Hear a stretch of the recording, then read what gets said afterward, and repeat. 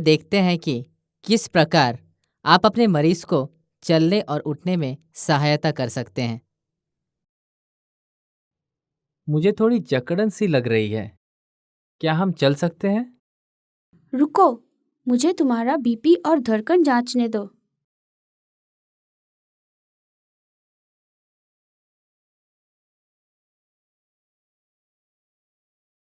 मैं ठीक से सांस ले पा रहा हूँ। शायद आराम से चल सकता हूँ। तुम्हारी धड़कन अभी 70 है।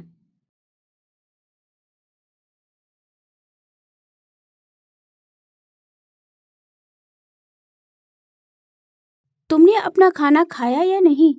हाँ, मैंने खा लिया। तुम्हें पोषक खाना खाना है टहलने के पहले।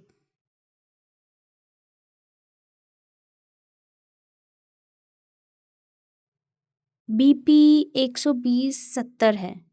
ये अभी सामान्य है। अब धीरे से अपनी ओर मुड़ जाओ। अपने एक पैर को जमीन पर रखो और दूसरा भी नीचे।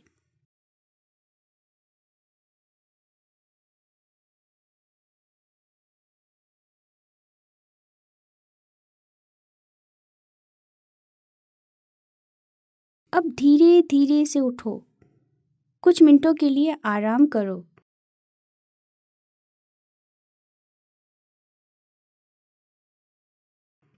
अब सहारा लेकर धीरे से खड़े हो जाओ।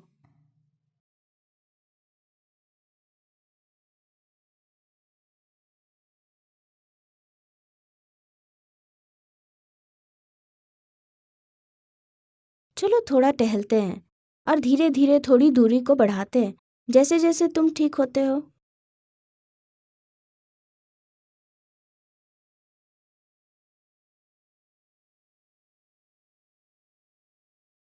मरीज को वार्ड के आसपास बाहर ले जाने के पहले किन बातों पर ध्यान दें?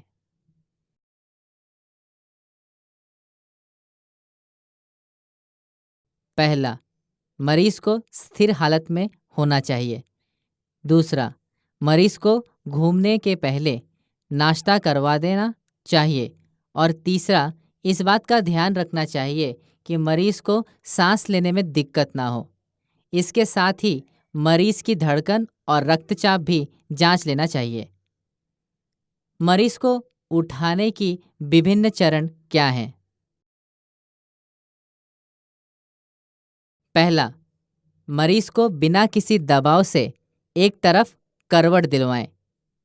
दूसरा, लेटे हुए ही एक एक करके दोनों पैर जमीन पर रखवाएं।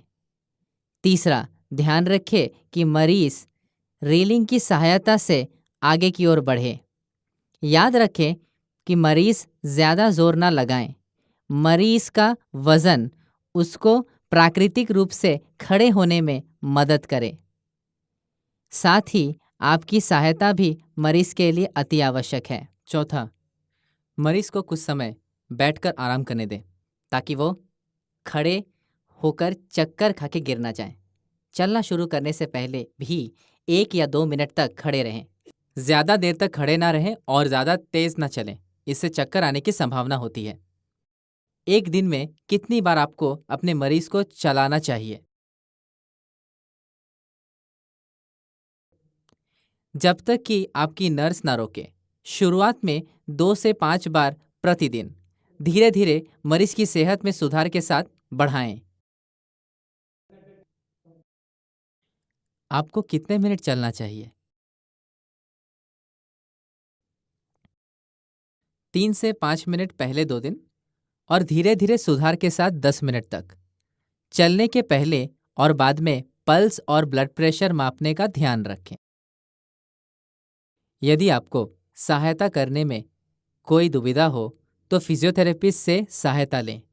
वो आपको सहायता करेंगे और ज़रूरत पड़ने पर वॉकर भी देंगे, जिससे कि मरीज को खड़े होने पे और चलने में आसानी होगी।